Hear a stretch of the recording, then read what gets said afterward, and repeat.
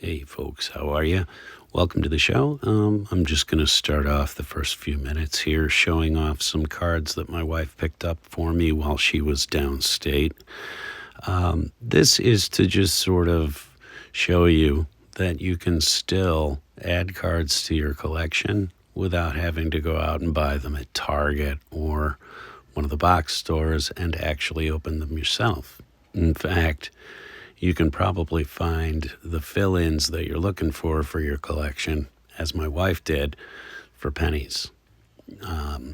She has made a friend downstate from us here at a card shop, and when she has to go down there to test various scales and pumps, that's what she does. She works for Weights and Measures. She has become a regular at this card shop. So anyway, kick back, enjoy, and then I've got some other stuff for you. So stick around, please.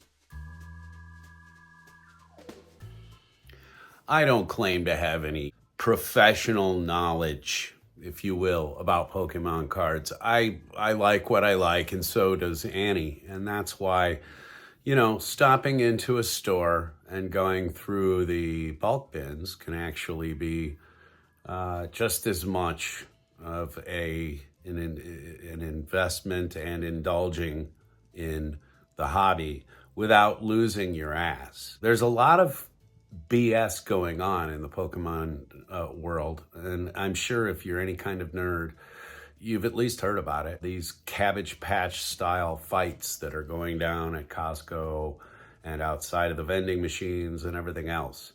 I would urge all of the parents out there and players out there who are thinking about getting into Pokemon, just stop into a card shop and see what they've got in their bulk bins. Pokemon is a good time. It should be fun. Right now, it's very difficult to find that fun very easily. If you're new to the hobby, hold off. Don't buy things off of whatnot, sealed package stuff. There will be a point where this bubble bursts very soon, probably. So hold off. Don't buy stuff on the secondary market. There's so much product out there right now. It's being hoarded. If you don't support the scalpers, eventually they'll lose their butt, become disinterested in trying to make a buck off the Pokemon, and you and your kids can go back to shiny cardboard. Anyway, let's move along. All right. I've been dreading this, so I'm going to turn it into a video, and hopefully I will enjoy it. Hopefully you will enjoy it too. But I've got a bunch of books here that are in flimsy. This bag isn't in too bad a shape. Probably just take a board, honestly. But I have a bunch of books that I need to go through and rebag and stuff. So I thought I would show you what goes on with that kind of crap. Ooh, that's a nice cover. I love that cover. Basically what I got going on here, let me see if it's even in frame. Yeah, oh good. Okay, what I got here is a stack of comic books in a variety of different types of bags without boards in them, and some of them I've already unbagged. But I need to get this all cleaned up. And honestly, when you buy stuff, even when you buy it in a reputable store, which I have done with some of these, a lot of these come from whatnot, and so you don't know the condition. They may be staying in bags for far too long. The Mylar business of comic books has changed quite a bit, so you know, you want to rebag and reboard, make sure that the boarding and stuff like that is correct. And you say, well, how do you do that? Well, you buy supplies like this. And like that. These are regular Silver Age. You can tell because it says regular Silver Age right there. You can buy these as a combo. This probably says somewhere on it like don't break this up. Yeah, ready to ship. So you get the right number of boards, the right number of bags, so you don't run out of one or the other. Up here it says modern/current bags. I buy BCW. I have had no issues with their quality control or anything else that I don't have anything to complain about with them. They're not the only game in town, so if you find a bag and board that you like, as John Candy says, when I find something that works, I stick with it. This is, going to be just kind of fun because you get to see a flash of books, and I get my life somewhat more under control. I have not really bought a tremendous amount of books lately, and the reason for that is that I found that I was in a crazy fury to to just fill certain aspects of my collection, and that's dangerous, you know. You can find yourself in a really bad situation if you get into collecting. And I'm not going to criticize anybody for spending their money the way they would like to. All of these books are now my responsibility. Here's an interesting one. This is a movie that I talk with Matt Hennigan about.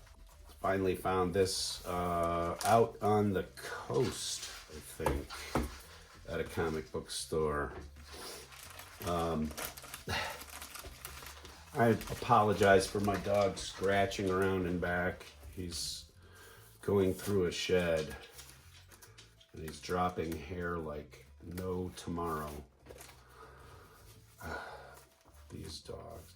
This is a little bit of an embossed cover, by the way. A little bit of damage in here.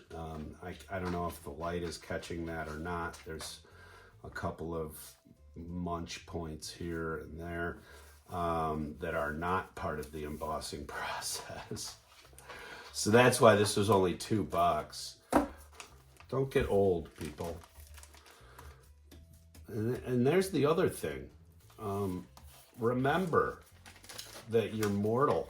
You're gonna be at some point, you're not gonna be able to do this. You're going to pass from this mortal coil. And so all this stuff is transitory, okay? All of collecting is a transitory experience. What you think about butthole pleasures? It's not about butthole pleasures at all. I would definitely also say to people, don't be a completist. Purchase what you enjoy and something that moves you, something that resonates in your life. And like clockwork, coming up on my right here, as I speak of this, is Planet of the Apes, which I've been soaking myself in recently. I bet you can't believe that. Oh wow, the Monkey Shine guy is into Planet of the Apes. Yeah, I am. And these old Marvel ones are the best. I think I have probably almost a half a dozen issues now of Planet of the Apes from the old Marvel set. There have been several indie comics based on the Planet of the Apes, but the ones I really value, of course, are the ones from the 70s when I was a kid. I have been, wow, that almost needs a larger bag. That is a thick #1 Brave New World book. Holy cow. Oh, that's a very new bag. I think I'm just gonna leave that as is. And I think that this one might have come from Jersey, not the state. My friend.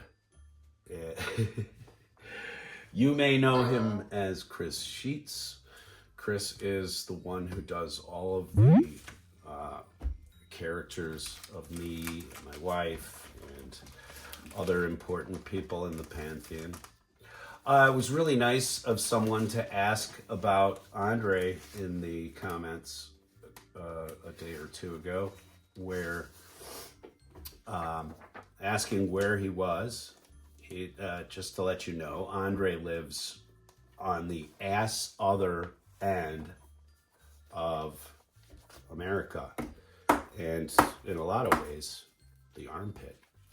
He lives in New Jersey, and I'm out here on the West Coast. So we do speak every day. Wow, that's a tight fit.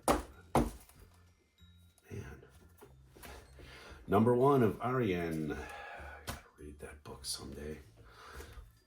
That's sort of what I'm doing right now, by the way, is with a lot of books that I have purchased, I am actually just kicking back and reading them now, which is why I haven't been doing a lot of comic book content on my channel.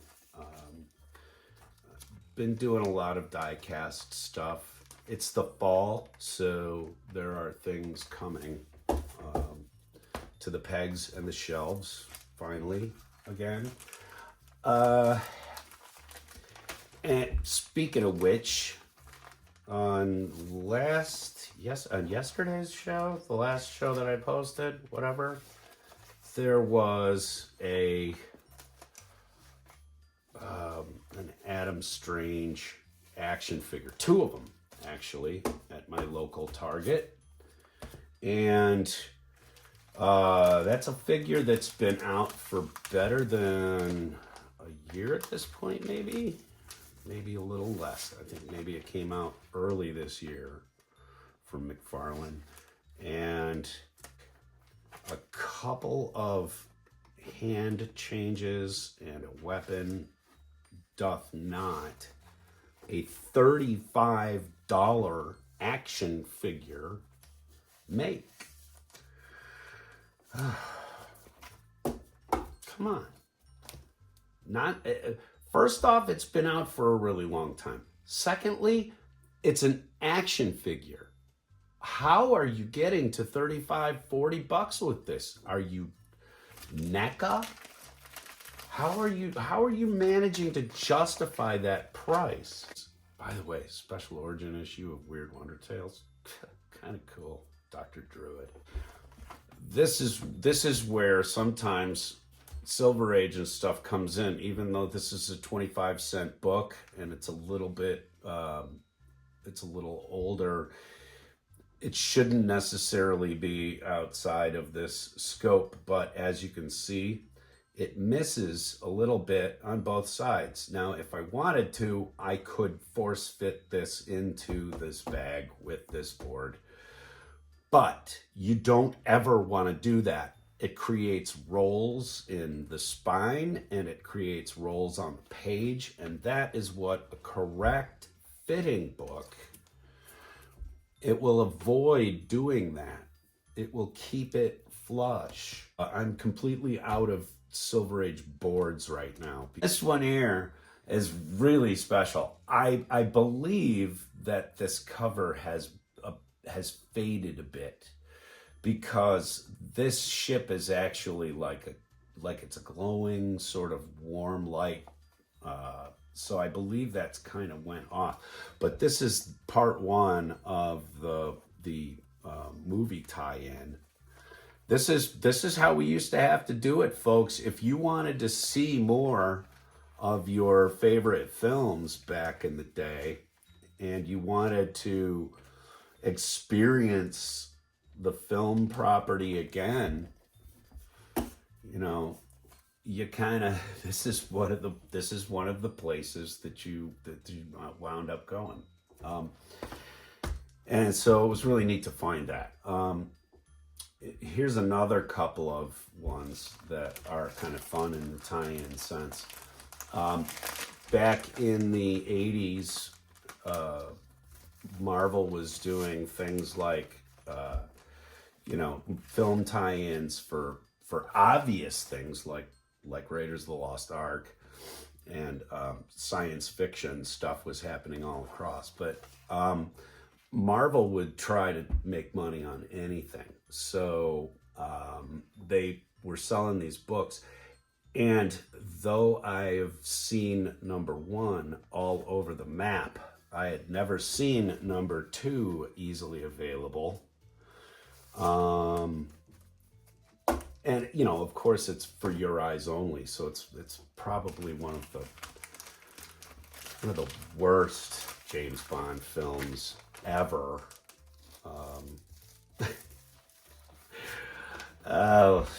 Let's start a discussion on this.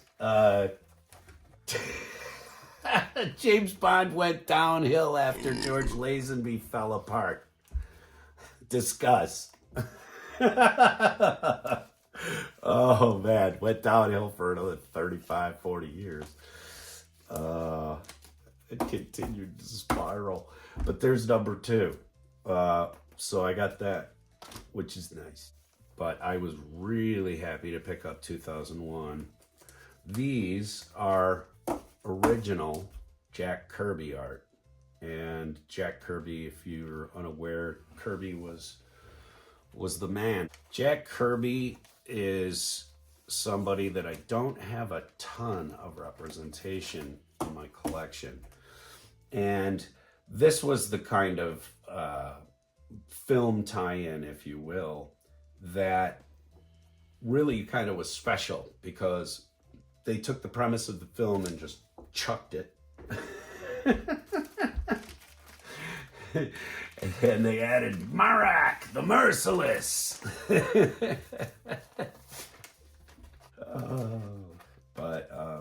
Anyway, there's 1, 2, and 3 of 2001. I do not have number 4 yet, I don't believe. But there is number 5.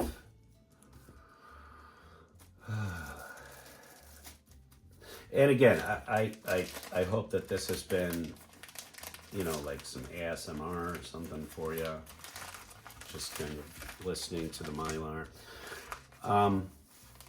And maybe you've picked up a few pointers here or there. Who knows? I am not the authority when it comes to anything, really. There's 5 and number 6 over there.